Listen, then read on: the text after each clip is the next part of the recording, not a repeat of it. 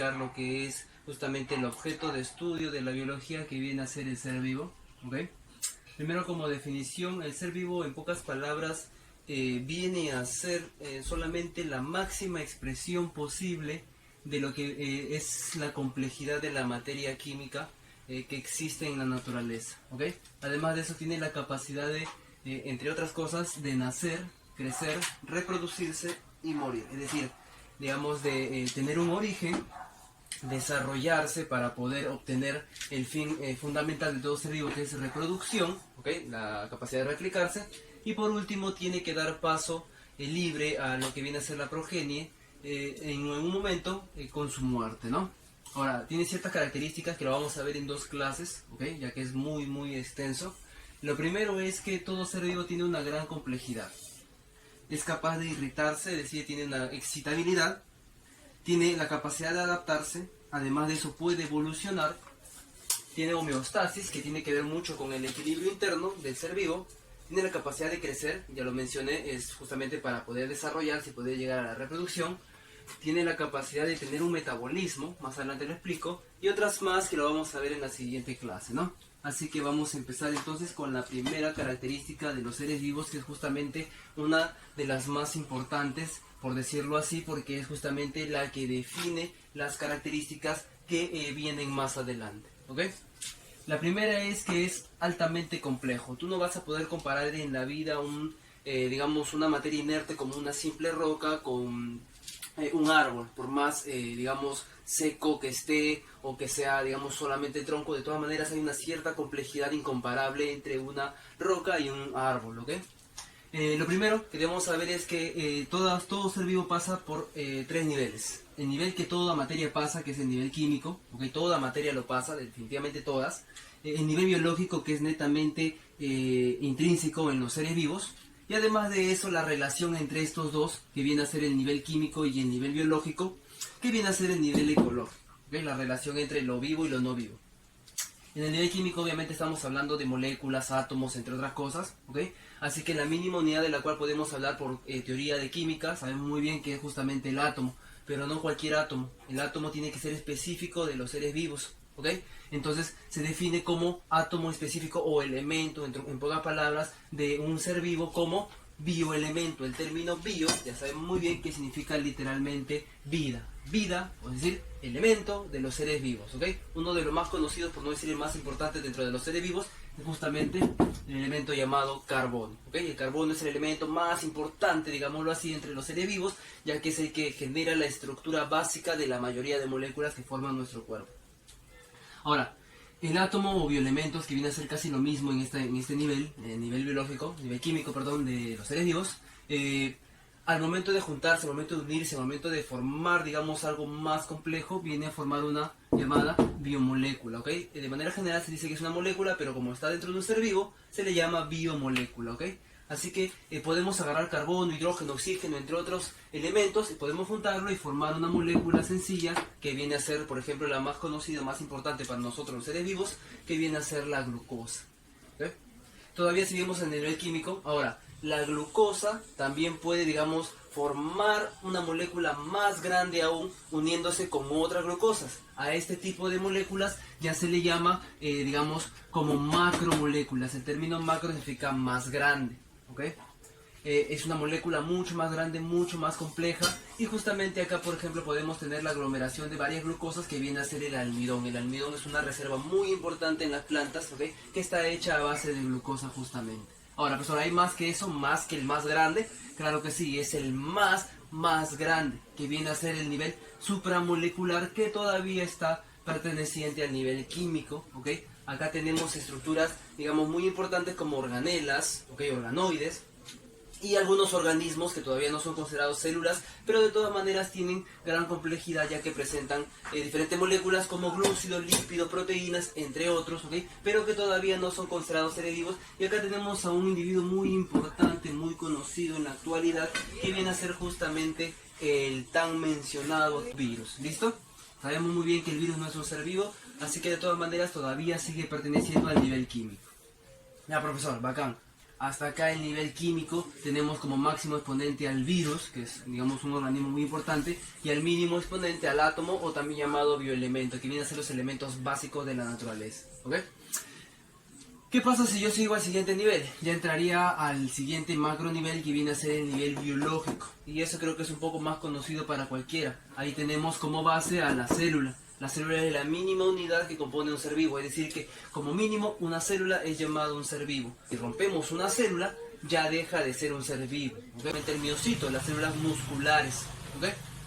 Ahora, el conjunto de células que tienen un mismo origen, también llamado tejido. ¿Okay? Tejido, estudiado por la histología, tenemos por ejemplo un tejido formado por células musculares, que viene a ser el músculo de tipo cardíaco, por ejemplo, que forma nuestro corazón, que viene a estar justamente al siguiente nivel, ya que el corazón viene a corresponder a un llamado órgano. ¿Ok? Ahora, profesor, el conjunto de órganos que tienen un mismo origen y además de eso tienen un mismo fin funcional, es decir, tienen un objetivo, digámoslo así, viene a conformar lo que es el sistema. ¿Ok? El sistema, por ejemplo, que corresponde al corazón, viene a ser el sistema cardiovascular, junto con los vasos sanguíneos, junto con otros tejidos, como por ejemplo la sangre. ¿Ok? Ahora, profesor, el conjunto de sistemas que forman, digamos, a una sola criatura, a un individuo, ser humano, ¿no? Un animal, un ser vivo. Ya, profesor, entonces los individuos bacán, ya, viene a estar en el nivel biológico, pero ¿qué pasa si yo empiezo a juntar varios individuos? Estos individuos tienen que relacionarse entre sí, tienen que formar, digamos, una interacción. Justamente esa interacción viene a estar entre el nivel ecológico. ¿Está bien? El nivel ecológico engloba lo que viene a ser la relación que existe entre los seres vivos y además entre los seres vivos y su ambiente. ¿Sí? Si hay mucha temperatura, lo que hace simplemente es buscar la sombra. Así que hay una relación entre el ambiente y tú. Tenemos entonces como mínima unidad la población de individuos que pertenecen a una misma especie. Y si yo junto más especies en un solo grupo, esto viene a ser ahora una comunidad, es decir, un conjunto de individuos, pero de diferentes especies. Por ejemplo, en mi salón, no sé, en el banco o en cualquier otro sitio, ¿qué comunidad habría si solamente hay personas? De todas maneras hay una comunidad, ya que no solamente corresponderían a los seres que podemos ver, sino que también están los seres que no podemos ver. Por ejemplo, las bacterias, hongos, protozoarios, quizás algunas algas, musgos, no lo sé, cualquier cosa que digamos puede estar en un ambiente por más que no lo veas, la mosca que pasa, la pulga, garrapata, piojo, todo lo que tengas encima de ti. ¿Okay? Así que también digamos que una comunidad, siempre va a haber una comunidad en algún lugar, por más que no los veas. ¿Saben? Ahora, profesor, ¿qué cosa es biocenosis? La biocenosis viene a estar dado justamente por esta comunidad, es decir, la parte viva del ambiente. El biotopo viene a ser lo opuesto, es decir, el factor abiótico. En pocas palabras, lo que no está vivo, los factores que corresponden al ambiente, al clima, el suelo, el agua, el aire, la temperatura, etc. Profesor, ya, ¿y la biocenosis y el biotopo van por separados? Claro que no, como te dije, estamos en un nivel donde hay una relación entre ambos. Ecosistema, ya que corresponde, digamos, la relación entre ambos. Es decir, el ecosistema es la suma de lo biótico, lo vivo, y lo abiótico, lo no vivo. ¿Ok? Correspondería entonces a la suma de ambos. El ecosistema, la suma de biotopo o biocenosis, o lo mismo que decir de factor biótico y factor abiótico. Y obviamente el ecosistema forma parte de un espacio determinado, pero si hablamos a nivel global, a nivel mundial, estaríamos hablando de la esfera en sí, el planeta Tierra. Por lo tanto, se habla como una ecosfera, o también muchas veces dicho de la misma manera como biosfera, que corresponde a toda la vida que existe en el planeta Tierra. En el planeta Tierra lo que existe es justamente una biosfera, o también llamada ecosfera.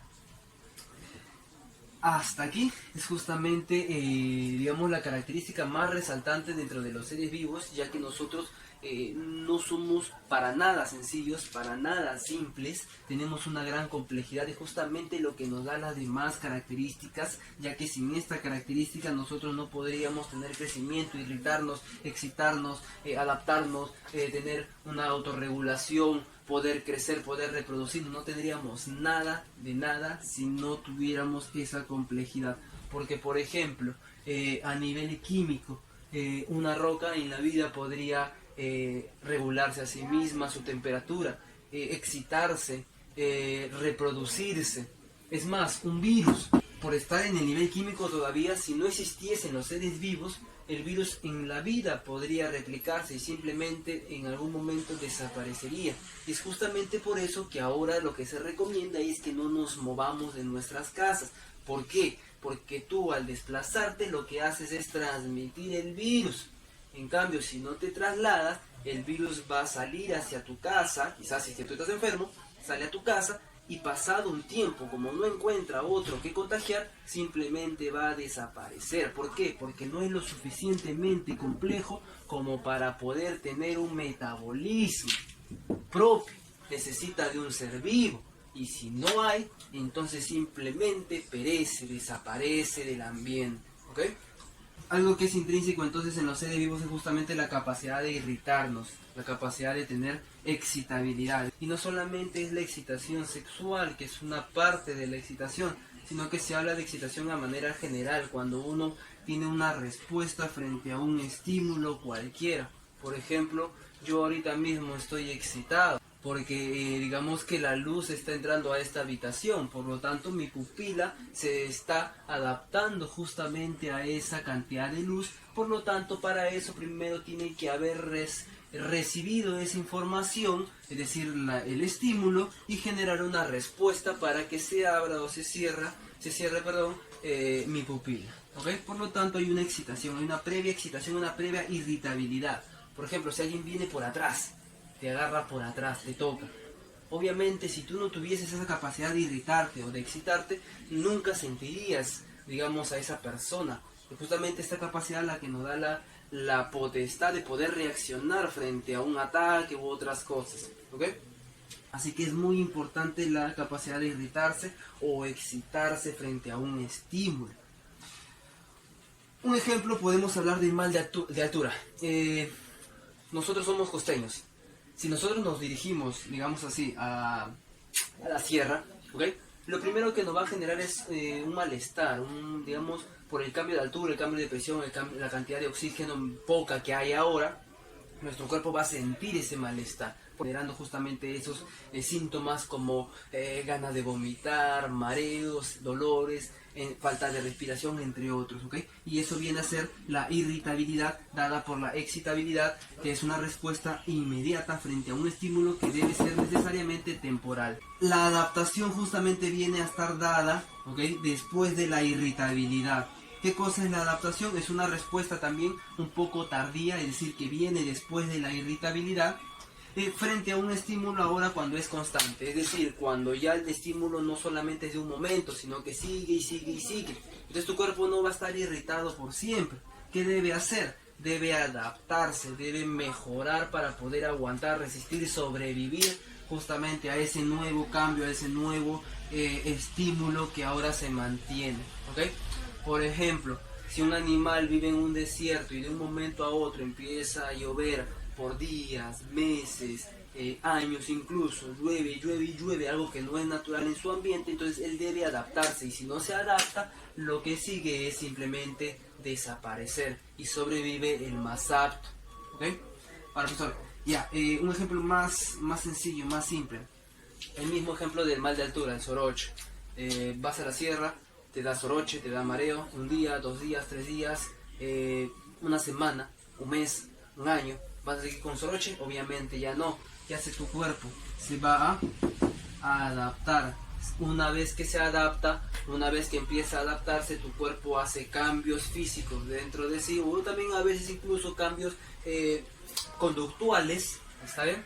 Que van a hacer que tú puedas sobrevivir a ese ambiente nuevo, que es constante. ¿Okay? Ya, profesor, y si no logro adaptarme, si no logro mejorar mis características para poder yo estar en ese ambiente, ¿qué sigue? Entonces lo que pasa es que los individuos, ya más que todo como especie, empiezan a evolucionar. Y profesor, ¿qué cosa es la evolución? La evolución como concepto es el proceso de cambios. ¿Okay? Tiene mucho que ver con la irritabilidad y adaptación. No puedes evolucionar simplemente porque tú deseas, sino que primero tiene que haber una irritación, un estímulo, una adaptación previa. ¿Ok? Acá te lo pongo, adaptación. Son acumulativos, obviamente, ya que pasa mucho, recuerda, bastantes generaciones y bastante tiempo. Es decir, que tú como individuo, yo como individuo, no puedo evolucionar, sino que el que evoluciona es la especie en sí. Yo solamente como máximo me puedo adaptar. Y esa adaptación, ese pequeño cambio, quizás con selección natural pueda, digamos, mantenerse. Y como ese se mantiene, la otra característica que no es tan adaptativa, perece. Por lo tanto, poquito a poquito, por mucho tiempo y muchas generaciones, ese cambio va aumentando, va mejorándose. Por lo tanto, queda como especie hasta que en un momento u otro empieza a separarse demasiado de la especie original. Por lo tanto, ya se generó una nueva especie, ya deja de ser lo que eras antes y te conviertes en algo nuevo. Cuando pasa eso, se habla de evolución. Por favor, no confundan que yo como individuo podré evolucionar, ni que fueras un Pokémon, ¿no? Solamente se puede evolucionar a nivel de especie. A nivel de individuo, tú solamente puedes adaptarte. Recuerda eso, por favor. Estas tres características son muy relacionadas. Una lleva a la otra. Primero te irritas. Si la irritación sigue, te adaptas. Si la adaptación sigue y es acumulativa, evolución, cuyo padre de esa rama viene a ser un personaje muy conocido que es justamente Charles Darwin, padre de la evolución, con su libro tan famoso que es El origen de las especies por medio de la selección natural. Homeostasis. La homeostasis es la siguiente característica de los seres vivos que tiene mucho que ver con el equilibrio. La palabra que te va, digamos, a determinar el término de homeostasis es justamente equilibrio. Es el proceso por el cual el ser vivo trata de mantener sus condiciones metabólicas constantes y equilibradas. Es decir, que nosotros, por ejemplo, podemos vivir en una temperatura promedio entre 15 o hasta 30 grados centígrados. Es un promedio, digamos, apto para la vida, ¿okay? Pero ¿qué pasa si es muy bajo, si es muy alto? Entonces empiezas a tener problemas. Y nosotros lo que intentamos hacer es mantener ese equilibrio. Si por ejemplo consumimos demasiado alimento seco o muy salado, inmediatamente nos da sed. ¿Por qué? Porque nuestro cuerpo reconoce que hay un desbalance. Entonces, ¿qué trata de hacer? Se va a hidratar para tratar de mantener la cantidad de agua y sales en un equilibrio ya dado por nuestro organismo. Sales en las mañanas, ¿ok? Tomamos tu rico desayuno, ¿ok? Y sales a correr en las mañanas. Entonces tu cuerpo empieza, digamos, a gastar energía. Parte de esa energía, parte de ese metabolismo, que vamos a ver más adelante, es la liberación de calor. De por sí toda máquina no es perfecta, así que parte de la energía se libera como calor. Y ese calor lo que va a hacer es aumentar la temperatura. Entonces tu cuerpo, inmediatamente tu cerebro se da cuenta que algo está pasando. El tálamo, el hipotálamo, incluso también tiene mucho que ver la hipófisis, se percatan de eso. Entonces hay una regulación de la temperatura. Tu cuerpo empieza a dirigir, tu cerebro precisamente empieza a decirle a tu cuerpo: oye, algo está pasando, hay mucho calor, mucha temperatura. Entonces, ¿qué dice? Le dice a tu piel: empieza a sudar. ¿Y por qué? ¿Por qué sudar? ¿Qué hay con el sudor? El sudor, al ser líquido, ¿okay? Al ser un líquido, empieza a enfriarse con el contacto del aire. Lo que hace es enfriar a la vez tu piel, ¿okay? Tratando de regular justamente la temperatura elevada que estás teniendo.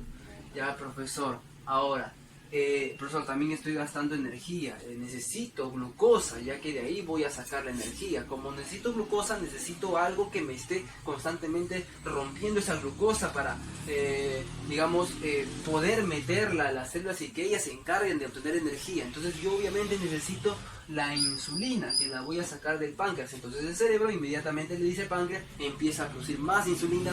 Profesor, yo corro, así que necesito oxígeno, porque si no me voy a ahogar y voy a, digamos, desmayarme. Entonces mi cuerpo envía la información a los vasos sanguíneos para que estos empiecen a apretar más, a abrirse, apretar, y pueda circular mayor cantidad de glóbulos rojos que transporten oxígeno. Por lo tanto hay una vasoconstricción, empieza a haber aceleración del flujo sanguíneo. ¿Está bien? Y es por eso que el deporte siempre hace que tus vasos sanguíneos se desarrollen más, ¿okay? Para que puedas tener un mejor físico. Obviamente también se produce una circulación. Si hay mayor circulación de sangre, hay mayor circulación, mayor creación de orina. El músculo también tiene que regularse, porque si no genera una tonicidad, una fuerza muscular, obviamente este personaje no va a poder seguir con su actividad, ya que fácilmente se puede cansar, y que tiene que ver mucho con lo que es la energía, la producción de energía de insulina, también con el sudor obviamente, porque tampoco puede elevarse mucho la temperatura, entre otras cosas. Por lo tanto, si te das cuenta, en realidad todas estas condiciones de equilibrio están relacionadas unas con otras. Tener bastante cuidado con el consumo de gaseosa, porque en realidad la gaseosa puede mentirle al cerebro y hacerte pensar que ya calmaste tu sed, pero en realidad la gaseosa no te hidrata, lo que hace es deshidratarte. Te da la sensación, te miente y piensas tú que estás calmando tu sed, pero en realidad, por el azúcar, pero en realidad lo que estás haciendo es deshidratarte más, ¿ok? Y por lo tanto después terminas cansado, hasta te duermes, ¿ok? Cuando debería estar más activo después de tomar agua. También otro tipo de homeostasis muy recurrente, la que te acabo de mencionar hace un momento, es la temperatura. Pues no, si estás en un ambiente muy caluroso, empiezas a sudar para poder enfriarte, ya te expliqué cómo. Pero si estás en un ambiente muy frío, entonces tu cuerpo empieza más bien a tiritar, ¿no? A tener movimientos de tipo espasmos, es decir, justamente para poder crear energía que se va a liberar como calor y poder subir la temperatura. Otro, el pH o acidez, que justamente cuando te deshidratas, lo que queda son las sales. Y si hay muchas sales, el pH vamos a desequilibrar. Por lo tanto, lo que tú haces es tratar de regular justamente ese pH mediante la hidratación. ¿Ok? Así que esto de acá tiene mucho que ver también incluso con la irritabilidad, ya que el aumento de temperatura vendría a ser el estímulo y todo esto vendría a ser la respuesta. ¿Ok? Así que cuando tú haces ejercicio hay una irritación, un estímulo que va a generar una respuesta. ¿Ok? Obviamente después te puedes autorregular. Dos puntos finales, que viene a ser la capacidad que tiene todo ser vivo de crecer, es decir, de poder, acá lo dice, ¿qué es el crecimiento, profesor? ¿Cuándo algo puede crecer? Si yo tengo una roca, ¿crecerá? Obviamente no, porque no es un ser vivo. Entonces recuerda, somos organismos con características muy particulares. Crecimiento. El crecimiento es la capacidad de cualquier organismo vivo de poder aumentar en número de células. Generalmente los pluricelulares hacen eso, ¿ok? Generan más individuos. O también del volumen celular, ¿ok? Listo. Eso acá lo hacen generalmente los unicelulares para poder crecer, es decir, son pequeños y pueden aumentar de tamaño el individuo en sí, ¿ok? En cambio el pluricelular generalmente aumenta en cantidad de células para poder crecer, ¿ok?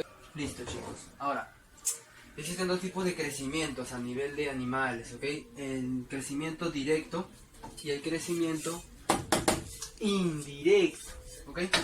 Como su nombre lo dice, el directo es simplemente cuando la cría pasa directamente al estado adulto sin mucho cambio.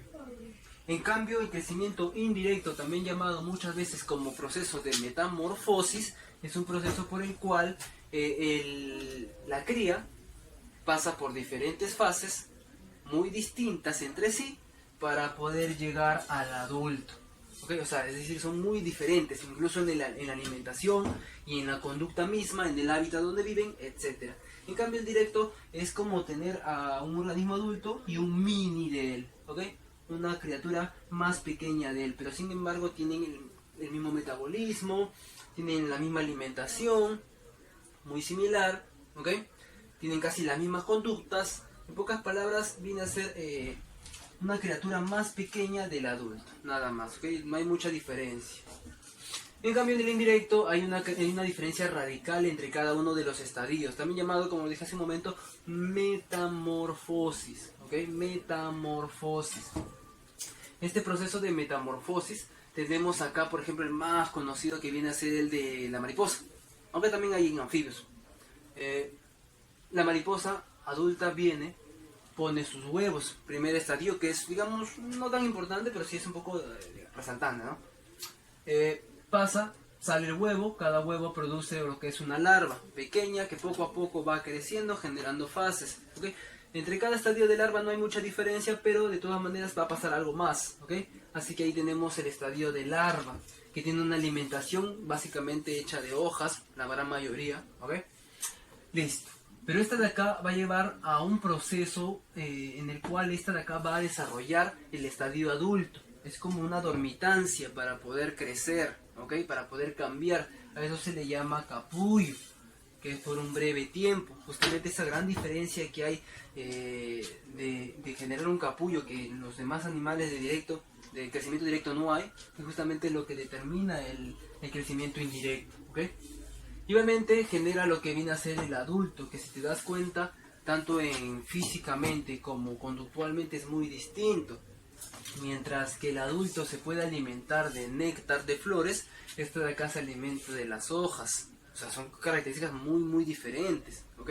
Es más, también en algunos escarabajos que tienen este tipo de crecimiento, la larva se puede alimentar de criaturas como carnívoro, y el adulto puede ser, se puede alimentar de hojas como un herbívoro.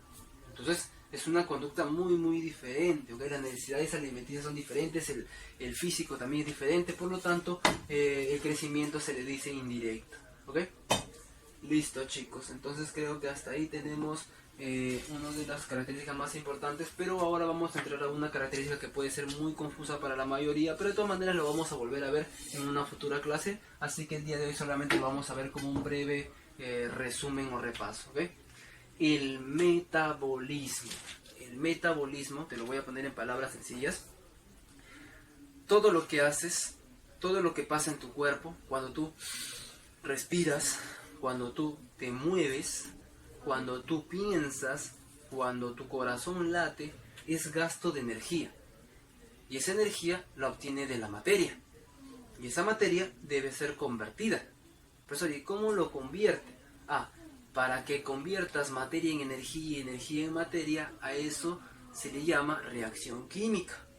Pero no cualquier reacción química. Está bien, sí es una reacción química, pero una reacción química, hablando en biología, viene a ser llamada, es decir, en un ser vivo, dentro de un ser vivo, viene a ser llamada precisamente metabolismo. Es lo mismo, solamente que debe suceder dentro del ser vivo. Si sucede fuera, no es metabolismo, sino cualquier otra reacción química. Si tú tienes un poco de azúcar y tienes un poco de agua y lo mezclas, estás generando una reacción química. En cambio, si tú te introduces a ti agua y te introduces azúcar y tu estómago se encarga de degradarlo, a eso se le llama metabolismo. ¿Ok? ¿Queda claro? La diferencia está justamente en dónde sucede. Pero en realidad ambas son reacciones químicas. ¿Ok? Lo vamos a leer entonces.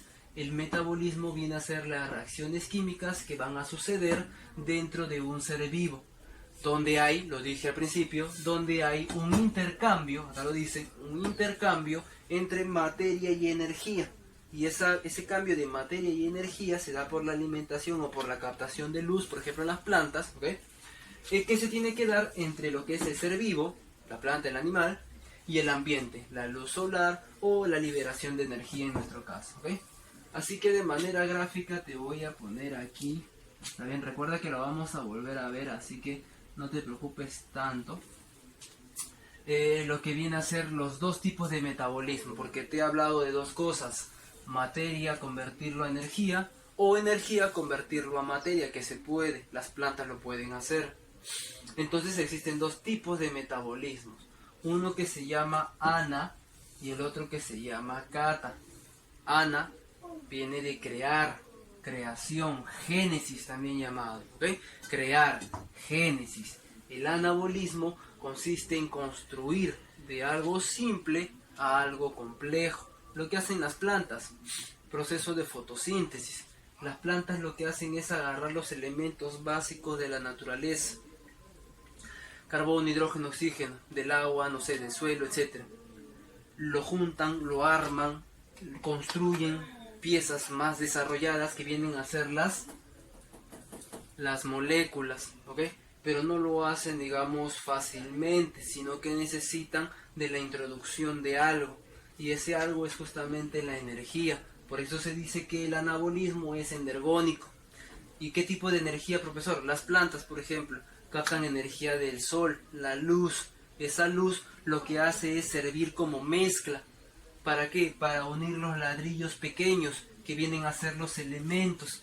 ¿Para qué, profesor? Para construir una molécula, en pocas palabras, una pared.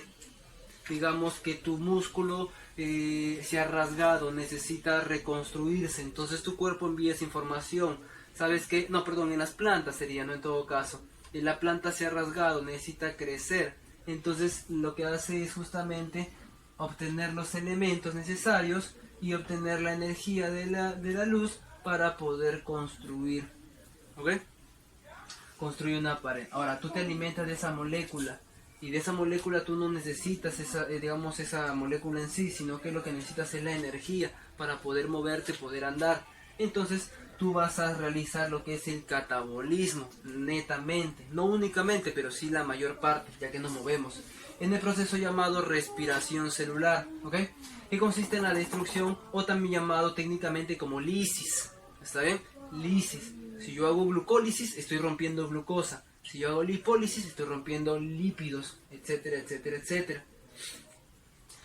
El catabolismo consiste en la destrucción. Profesor, ¿para qué? Si de acá para acá yo quería obtener moléculas, de acá para acá yo quiero obtener elementos, no. El fin es muy diferente. Mientras que aquí, en anabólico, yo quiero construir moléculas, aquí yo no quiero elementos. Los elementos son los desechos, ¿ok? Porque ya él lo utilizó, pero yo no, pues. ¿Y para qué quiero? Lo que yo quiero en realidad es la energía para poder movilizarme. Y como hay liberación de energía para utilizarla, a ese proceso se le llama contrario al energónico, sino exergónico. Recuerda que el término exe significa hacia afuera, el término ende significa hacia adentro. ¿Ok? Listo. Recuerda, exe hacia afuera, ende hacia adentro. Exe ende, exe hacia afuera, sácalo. Ende hacia adentro, mételo, ¿ok? Listo, chicos. Así que tenemos entonces el resumen de lo que viene a ser el metabolismo. Características muy importantes, todas son importantes, ¿ok? Todas son importantes. Así como tu sex, todas son importantes. Espero que esta clasecita la repasen mucho, ya que es la clase fundamental para poder entender todas las características demás que vienen de los seres vivos, ¿ok? Así que nos vemos entonces para la próxima clase, Ser Vivo 2, donde voy a explicar las otras dos características y espero tengan una buena semana.